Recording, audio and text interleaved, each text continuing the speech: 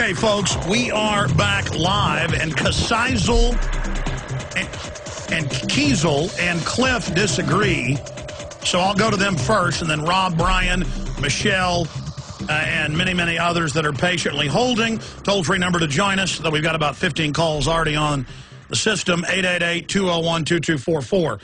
But if you just joined us, the government admittedly lied in the last year about the naked body scanners, big surprise, about the radiation, about the digital recording of your genitals, about the fact that they're saving it. And it's now admitted they save them all with your name, and that's what they want, is a scan of your body for biometric purposes. It's also about humiliating you.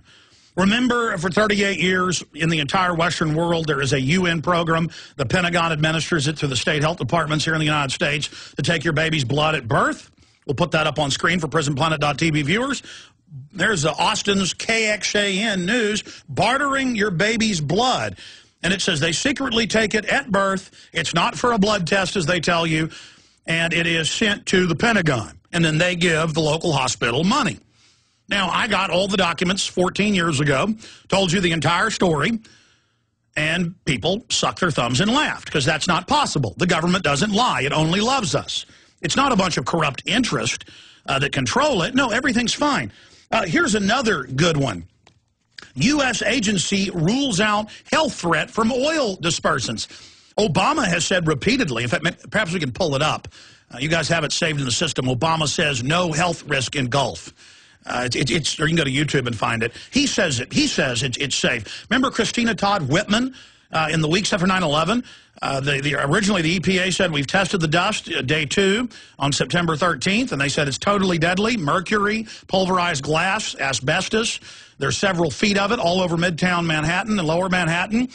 It's very deadly. You better wear respirators. And then she came out and said, no, there's no health problem. Reopen all the schools. Everything's fine. And now they've been blocking, almost 9 years in, 8+ years in, the firefighters, police, and National Guard medical workers, the heroes of 9/11, they don't get health care.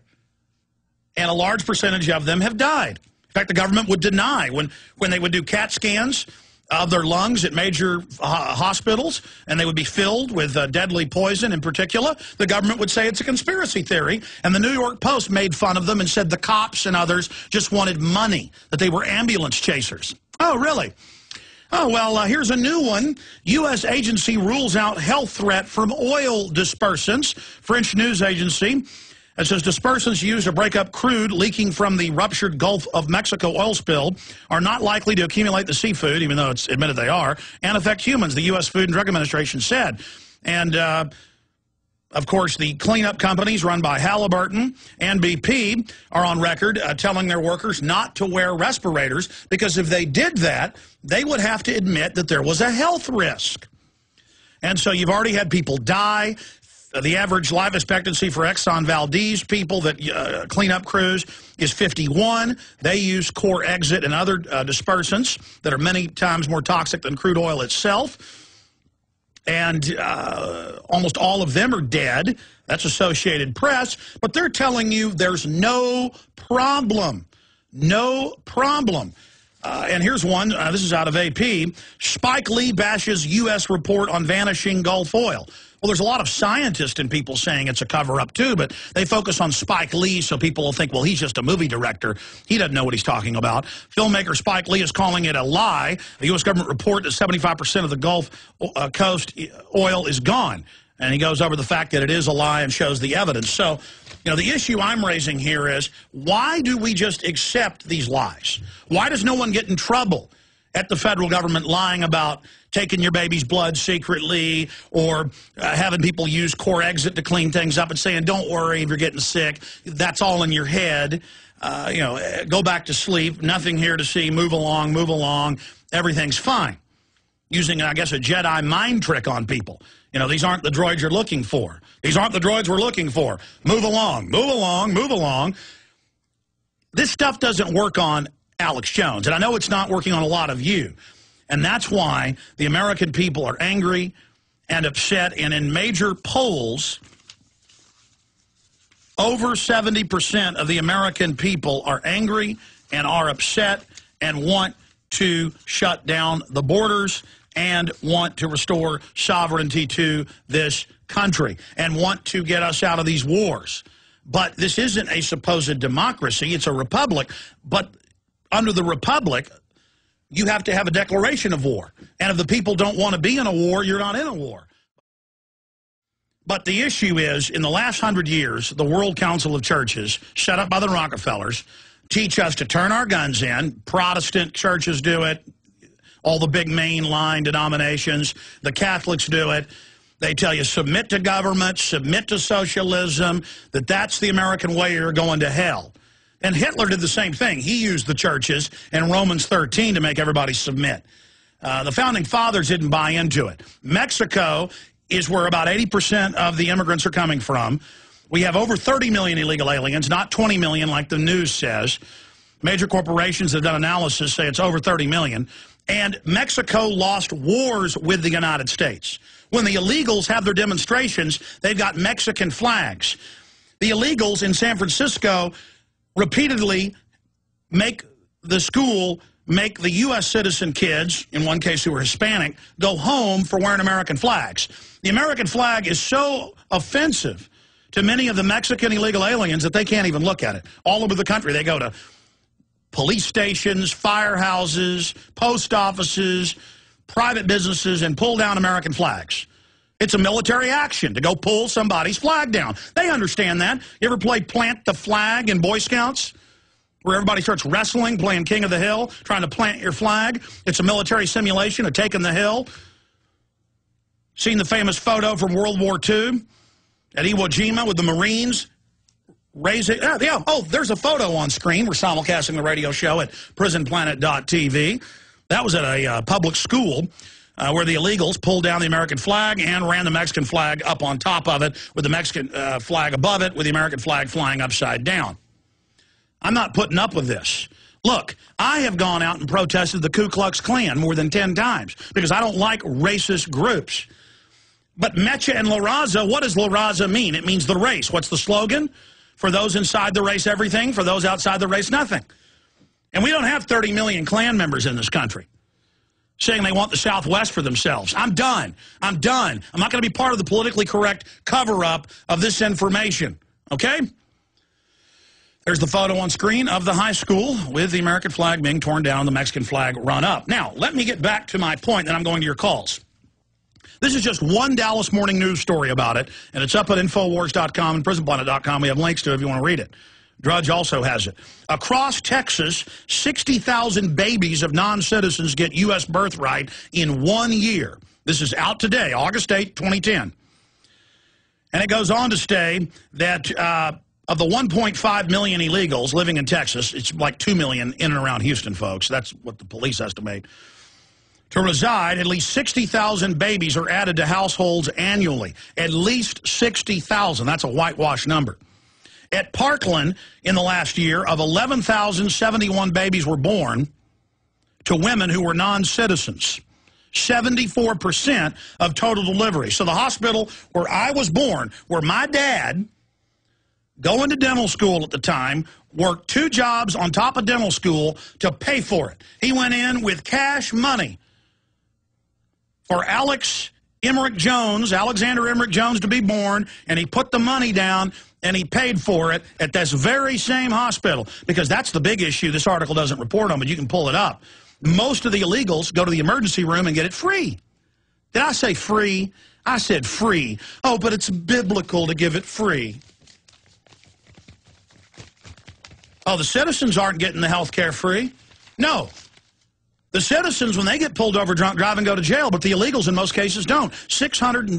860-plus cities, 800-plus cities are sanctuary cities where the illegals are above the law, because the globalists want them here to drive down wages and to be a political arm that'll vote for gun control and vote for globalism.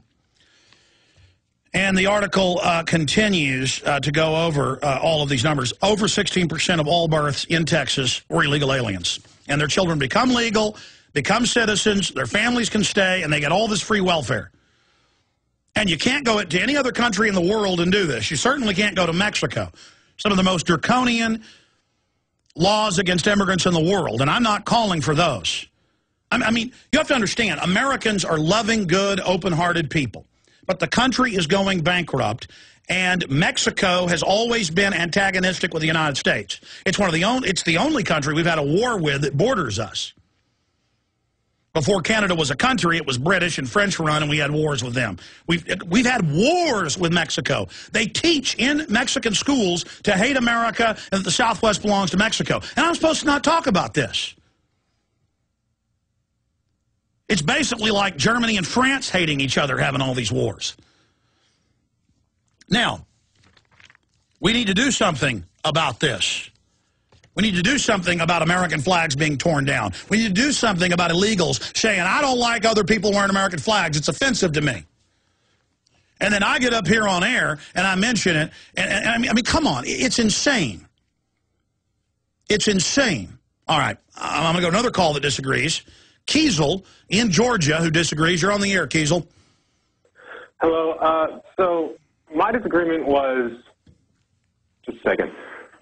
I understand. I agree with you as far as the motion of where the world's going, but as a resistance to try to stop it, now think about it. What's the world without government? There's a whole bunch of divided people, divided by religion, divided by culture, divided by the way they do things in general. And that in itself is going to corrode. So you're saying without this establishment, we're all just going to be better off? Because all they're doing is bringing things to a singularity. No, they're not. I have a choice who my government is. I am the sovereign. I elect the government. And I have a Bill of Rights and Constitution so that if we get a corrupt government in who can fool 51% of people to, say, start arresting all the Jews like happened in Nazi Germany, I'm going to be protected because I have a republic. In a democracy, if 51% say kill all of the Hispanics or kill all the Anglos or kill all the blacks, it happens in a pure democracy. So this Star Trekian meme of, oh, we're all going to be one world and one world government will stop war, that's how world government is sold. The problem is this world government is authoritarian and corrupt and has eugenics and world population reduction as its stated aim. But Alex, anything that is outside of what you want, because there's a whole bunch of eyes out there. Everybody has their own opinion. Anything outside of that is corrupt because you don't appeal or you don't like the way they do things. Okay, let me stop you again. 99% in a Gallup poll were against the banker takeover of 2008, known as the banker bailout. They got 1,000-to-1 phone calls, according to Congress people, against it, but it still passed. See, it's not only unconstitutional and illegal and immoral to give this money to these private banks, or they threaten to destroy the stock market. No one wanted it. So again, over 70% of Americans in major polls want more Second Amendment, not less. So you can't just say, well, that's your opinion. Okay, it's constitutional, and it's what the majority want, because it's common sense. The founders said, private property, be left alone. Defend yourself. Boy, that really makes sense. I agree with Thomas Jefferson and George Washington. I don't agree with George Soros and Bill Clinton. Okay?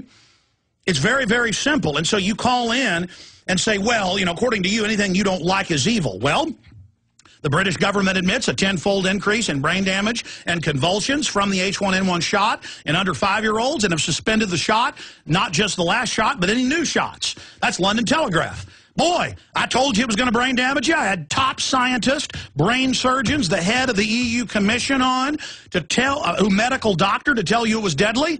And 6, 7, 8 months later, or a year later in some cases, what do you see on mainstream news? British Medical Journal saying it was all a fraud. I told you they were keeping the scans of your body because I could read the federal regulations. They're so arrogant, they think you're dumb. Now they admit they're keeping the scans of your body. I told you they were taking your baby's blood at birth for a Pentagon DNA bioweapons database. Now it's admitted.